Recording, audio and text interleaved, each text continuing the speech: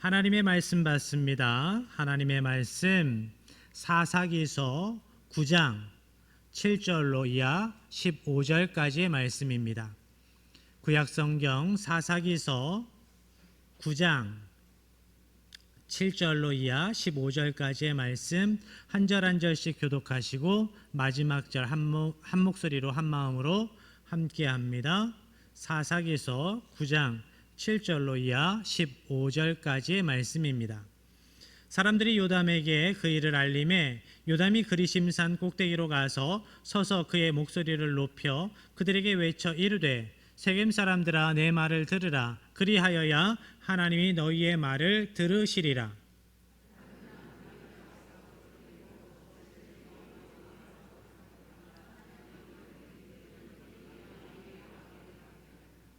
감람나무가 그들에게 이르되 내게 있는 나의 기름은 하나님과 사람을 영화롭게 하나니 내가 어찌 그것을 버리고 가서 나무들 위에 웃줄 대리요 한지라.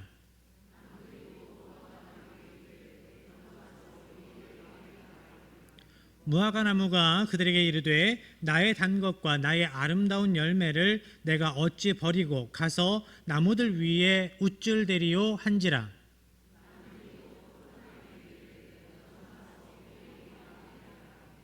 포도나무가 그들에게 이르되 하나님과 사람을 기쁘게 하는 내 포도주를 내가 어찌하여 버리고 가서 나무들 위에 웃줄 대리요 한지라.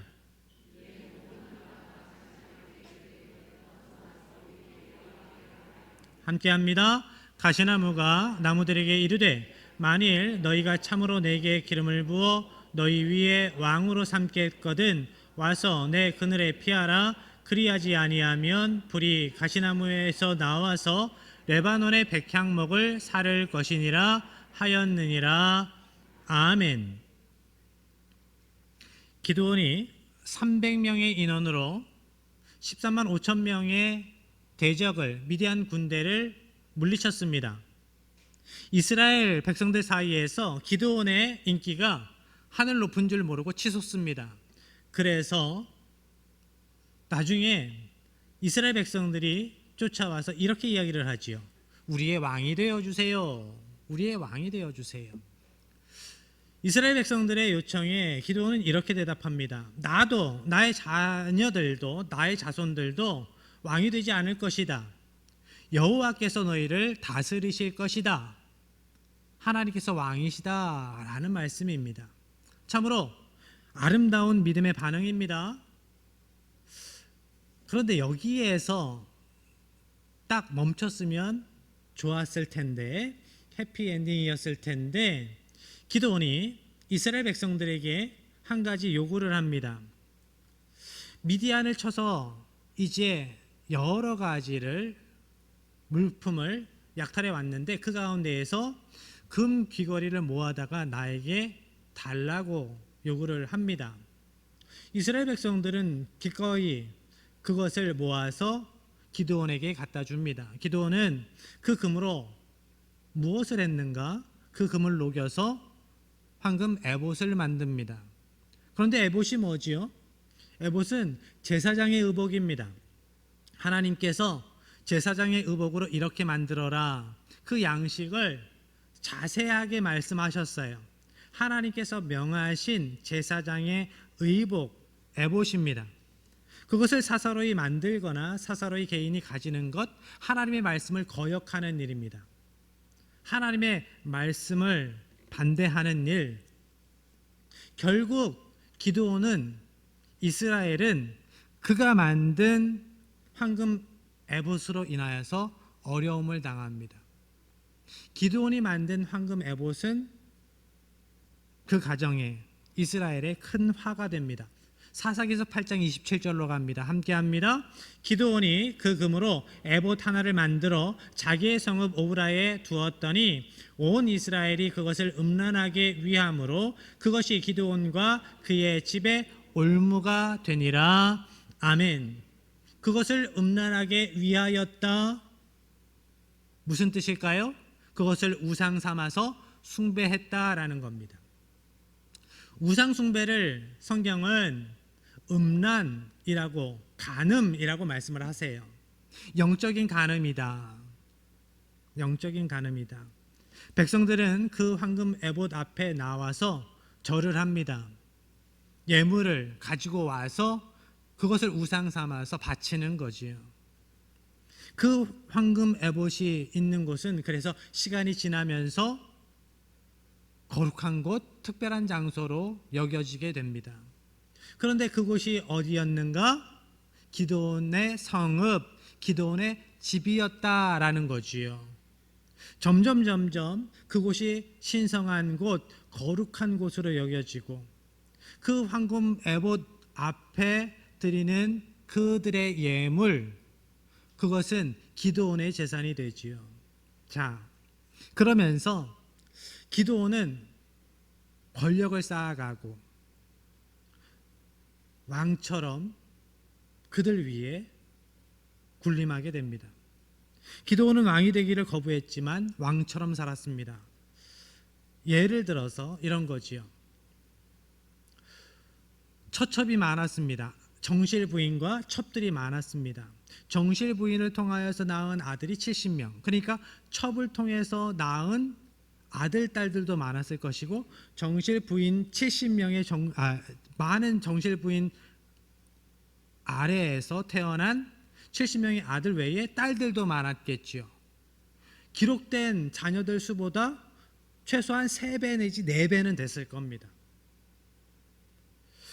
그만큼 많은 재산과 많은 가문을 이루는 기드온의 모습입니다. 그러한 수많은 자녀들이 평안하게 살았을까?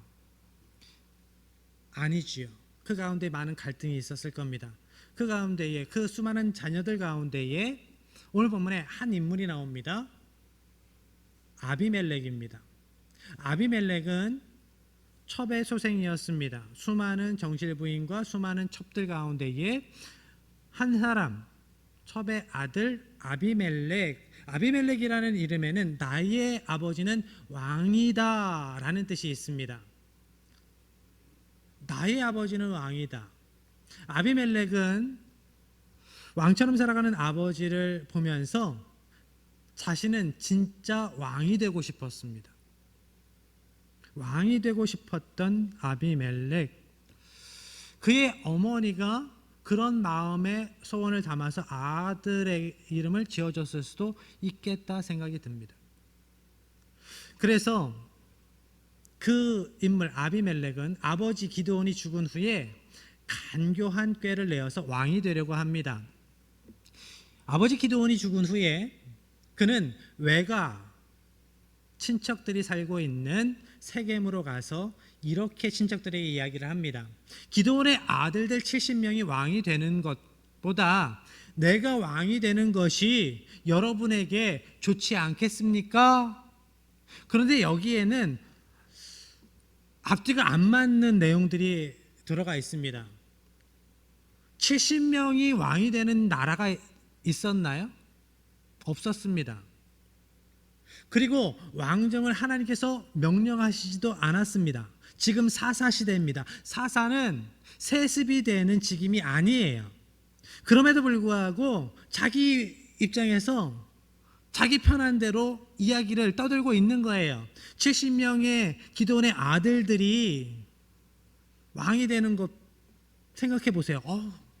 얼마나 당신들이 힘들겠습니까? 내가 왕이 되면 여러분의 친족인 내가 왕이 되면 여러분에게 유익이 있지 않겠습니까? 라고 이야기를 하는 거죠.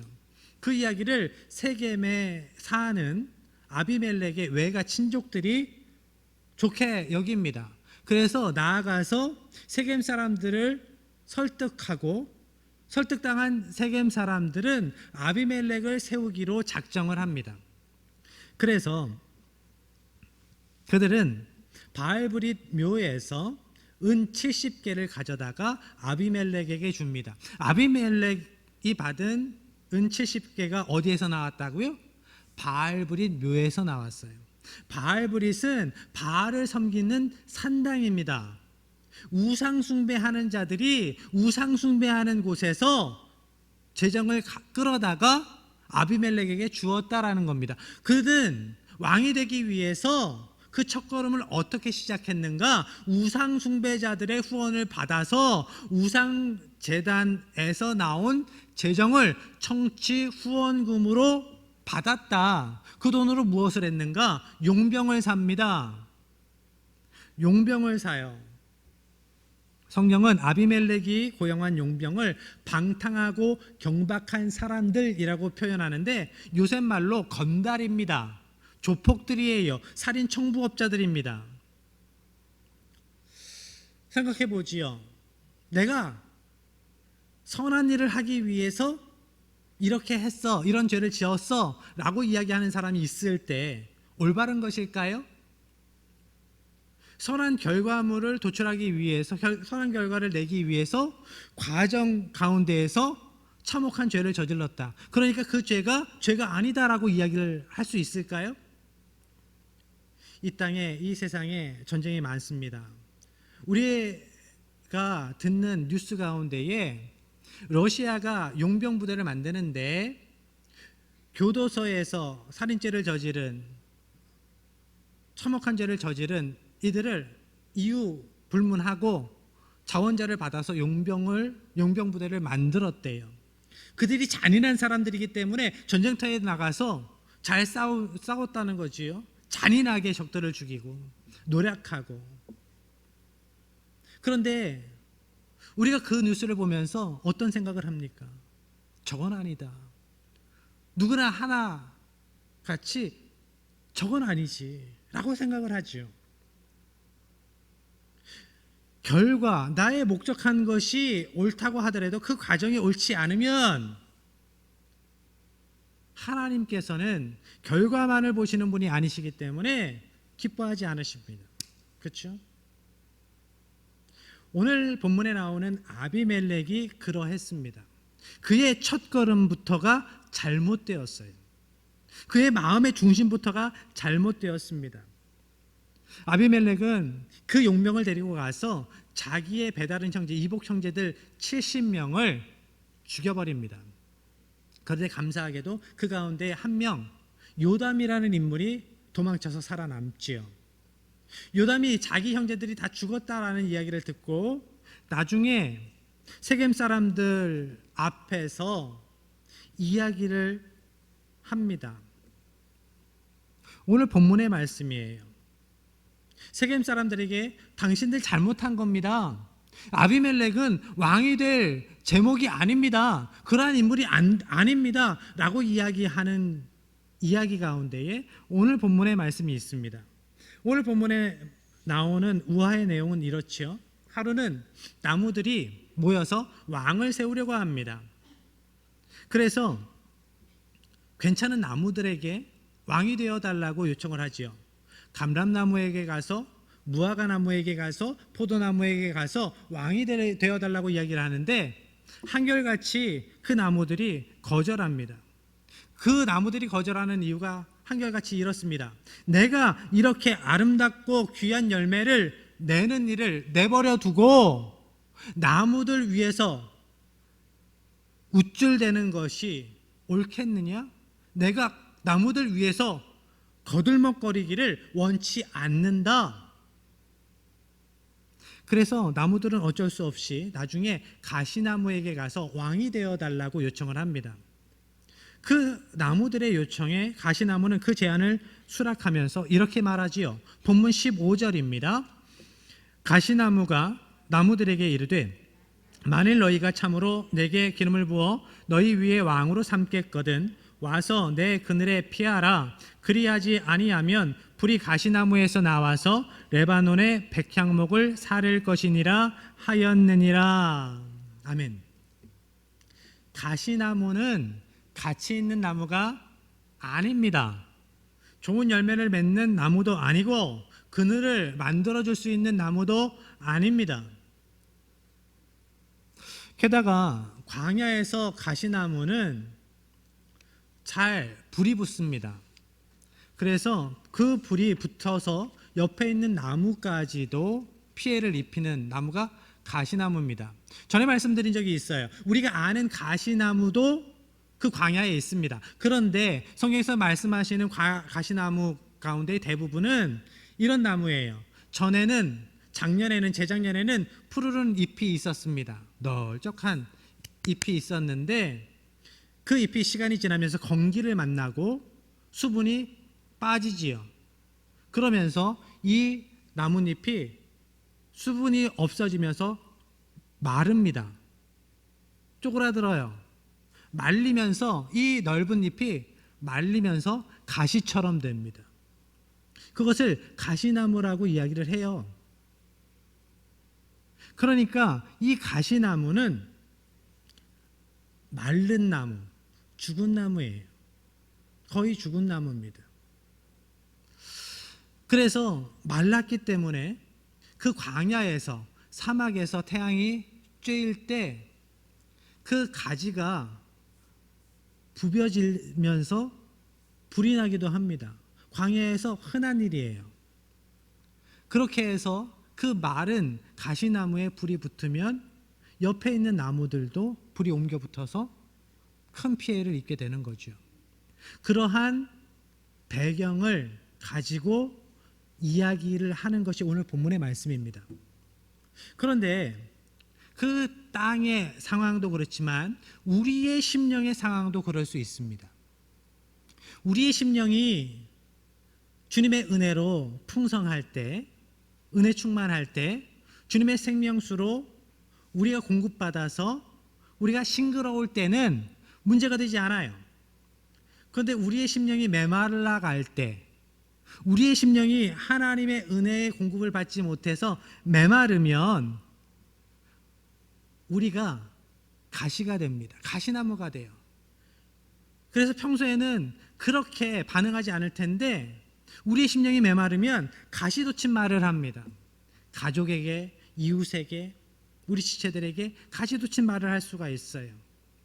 평소에는 전에는 그러지 않았는데도. 그러면서 다른 이들을 찌르고, 가시돋친 말로 다른 이들을 찌르고 스스로 불을 내면서, 분을 내면서 자기도 살라지고 다른 이들도 사르는 그러한 일들이 있게 되지요. 그래서 우리는 항상 생명수이신 주님의 말씀 가운데 있어야 되는 겁니다. 시편 1편 말씀에 나오는 시냇가에 심기어진 나무, 그런 모습이 우리의 모습이어야 해요. 주님의 말씀 가운데 제대로 심겨져 있어서 그 생명수를 공급받아서 우리의 잎이, 우리의 언행심사가 항상 싱그러워야 해요. 넉넉해야 합니다. 품을 수 있어야 합니다. 우리의 그늘 가운데에 우리의 이웃이, 우리의 가족이 쉼을 얻을 수가, 평안함을 느낄 수 있어야 합니다. 요담은 세겜 사람들이 왕으로 세운 아비멜렉이 그렇게 가시나무 같은 존재다, 왕이 될 수 없는, 가치 없는 존재다라고 설명을 하고 있습니다. 요담은 자신이 말한 우화의 내용에 대해서 계속 설명하고 결론을 이렇게 맺습니다. 19절 20절입니다. 만일 너희가 오늘 여룻바알과 그의 집을 대접한 것이 진실하고 의로운 일이면 너희가 아비멜렉으로 말미암아 기뻐할 것이요 아비멜렉도 너희로 말미암아 기뻐하려니와 그렇지 아니하면 아비멜렉에게서 불이 나와서 세겜 사람들과 밀로의 집을 살을 것이요 세겜 사람들과 밀로의 집에서도 불이 나와 아비멜렉을 살을 것이니라 하고, 아비멜렉과 세겜 사람들이 한 일이 불의한 일이기 때문에, 하나님 앞에 죄된 일이기 때문에 어떠한 결론을 그들이 볼 것이다? 서로 불을 내서 싸울 것이다. 서로 싸워서 죽이는 일이 생길 것이다 라고 이야기하는 겁니다. 요담이 이 정도로 강하게 이야기를 했으니까 앞으로의 전개는 요담이 군대를 모집해서 정권을 뒤집을 것 같은 상황입니다. 그런데 우리의 기대대로 그러한 일들이 벌어지지는 않습니다. 요담이 아비멜렉이 무서워서 도망칩니다. 그 이후에 요담과 관련된 이야기가 나오지 않습니다. 그러면 이게 뭘까요? 불의한 사람이 왕이 되고 불의한 사람들이 승승장구했다? 이것으로 끝나는 이야기인가? 아닙니다. 아비멜렉이 왕이 된 지 3년 후에 아비멜렉과 그 세겜 사람들의 사이가 틀어져요. 세겜 사람들이 산 등성이에 사람들을 매복시켜 놓고 지나가는 사람들을 약탈합니다. 도둑질합니다. 왜 그랬을까? 그 당시에 아비멜렉이 왕이라고 통행세를 받았습니다. 세금을 받았습니다. 그런데 사람들이 계속 도적질을 당하면 무슨 생각을 할까요? 아니, 왕이랍시고 세금은 많이 그렇게 통행세는 많이 걷어들이면서 왜 우리는 보호해 주지 않아? 세금은 많이 내는데 왕이 우리에게 해주는 거는 하나도 없네? 그러면서 왕에 대한 지지율이 떨어지는 거지요. 요즘의 정치의 판도와 비슷한 겁니다. 아비멜렉의 정치 지지율을 떨어뜨리기 위해서 세겜 사람들이 그러한 일을 벌인 겁니다. 그리고 결정적으로 세겜 사람들이 가알이라는 사람을 중심으로 쿠데타를 일으킵니다. 아비멜렉은 그 쿠데타를 잠재우기 위해서 병력을 이끌고 쳐들어갑니다. 세겜 사람들은 밀려서 신전의 보루로 도망갑니다. 그런데 아비멜렉은 그들을 다 죽이기 위해서 거기에 불을 놓죠. 불을 태워 죽입니다.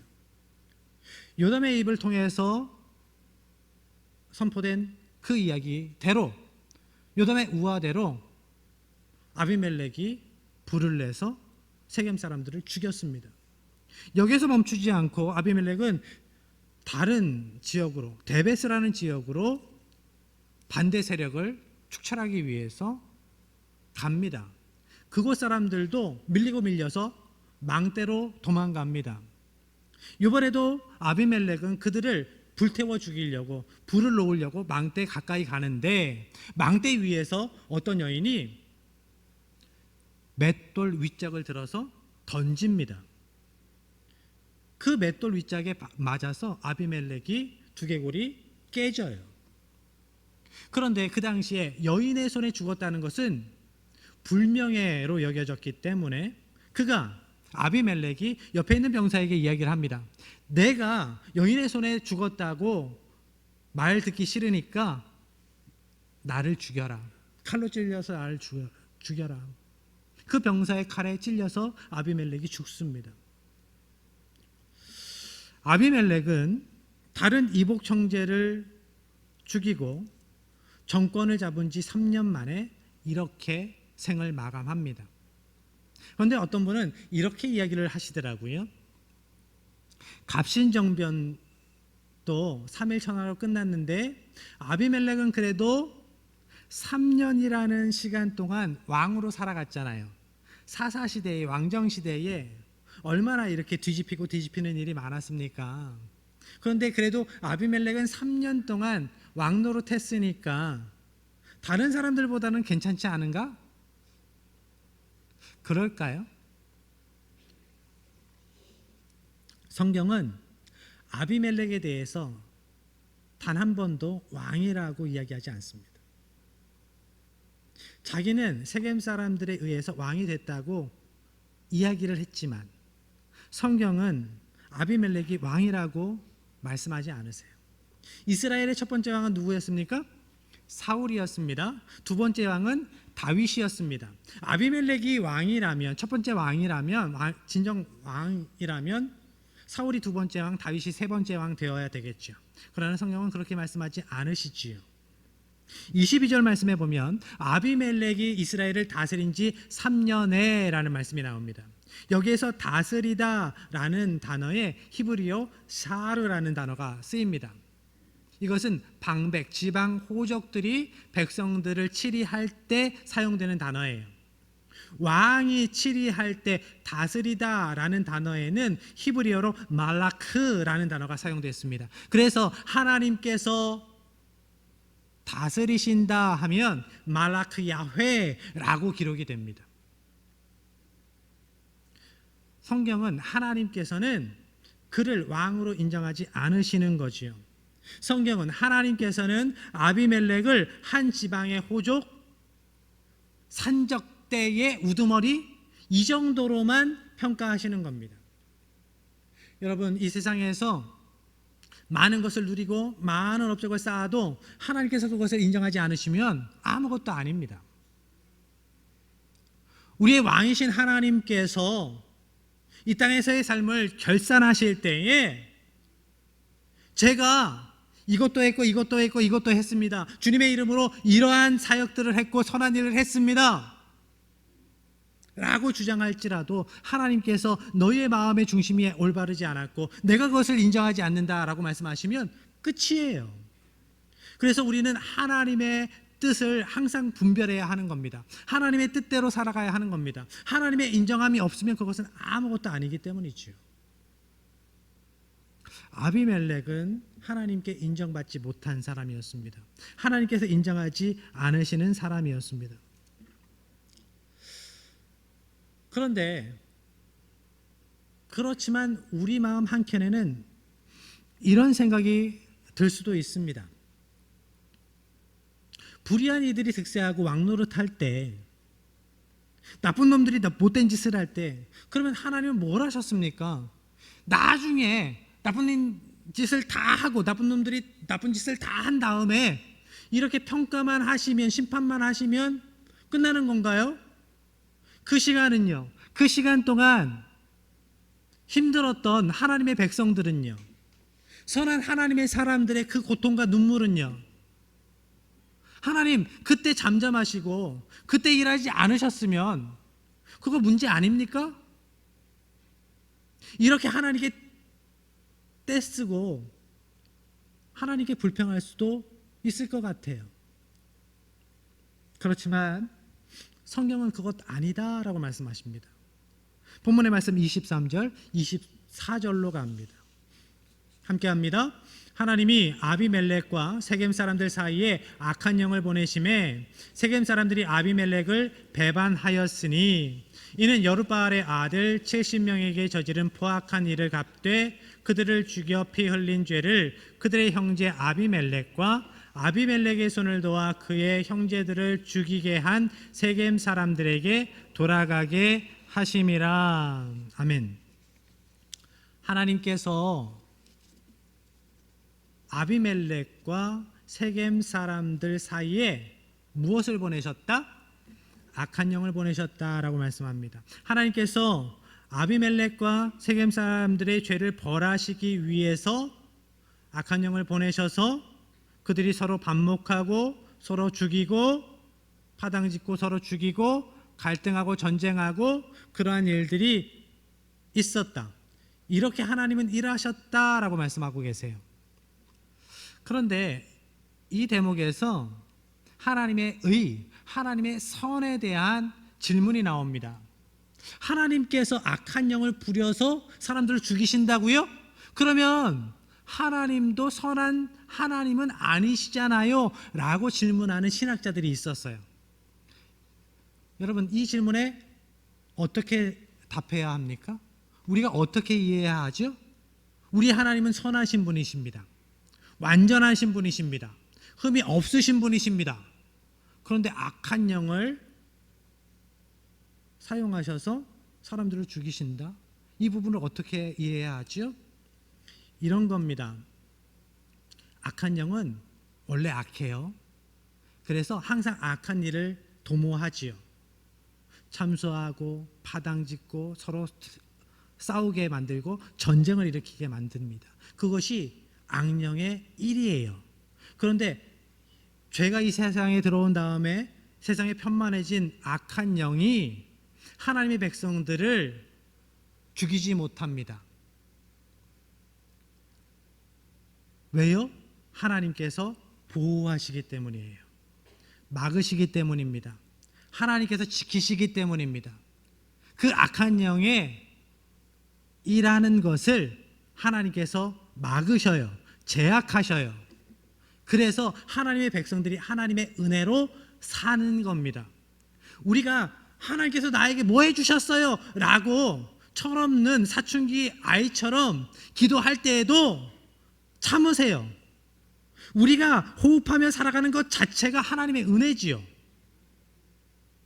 하나님께서 막아주셨기 때문에, 하나님께서 지켜주셨기 때문에 오늘 하나님의 백성으로 살아갈 수 있는 겁니다. 그러니까 선과 악의 상황, 선한 상황, 악한 상황의 분기점은 무엇이 있다? 하나님의 존재와 하나님의 부존재가 있다. 하나님께서 그 죄를 간과하지 않으시고 갚으시는데 이런 겁니다. 사사시대에 이스라엘이 죄를 지었을 때 하나님께서 경고의 말씀을 하시지요. 하나님의 사람들을 보내셔서 경고의 말씀을 하셔요. 그러면 안 돼. 죄에서 돌이켜라. 우상 숭배하면 안 돼. 참혹한 죄를 지으면 안 돼. 간음하면 안 돼. 도적질하면 안 돼. 그런데 하나님의 경고의 말씀을 받지 않을 때, 그 죄에서 돌이키지 않을 때 사사를 통해서 그들을 구원하시기 전에 무엇을 하신다고요? 이방 민족들을 들어서 그들을 채찍으로 회초리로 사용하셔서 징계하십니다.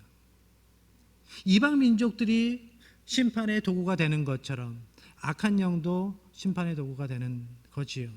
여기에는 하나님께서 잘못하신 일이 없는 겁니다. 이러한 일들이 계속 있어 오고 있는 거다.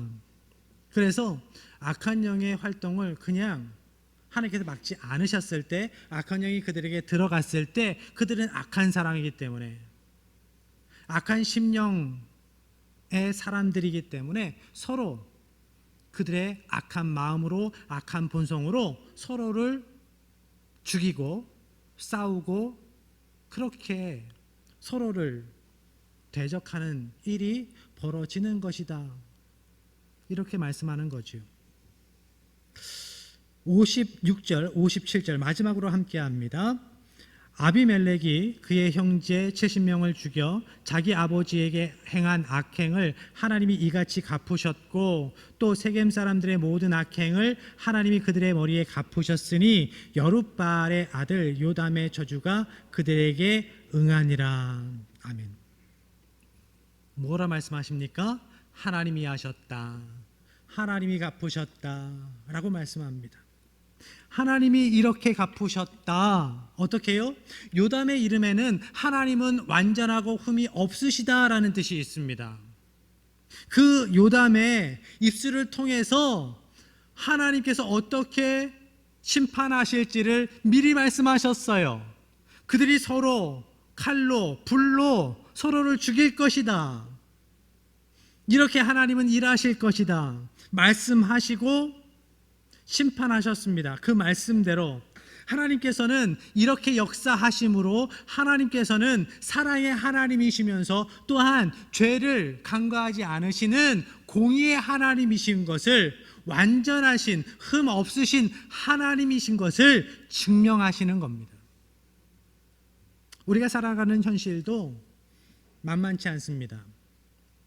불의한 사람들이 득세하고 죄된 사람들이 더 잘 먹고 잘 사는 일들을 우리가 볼 때가 있지요.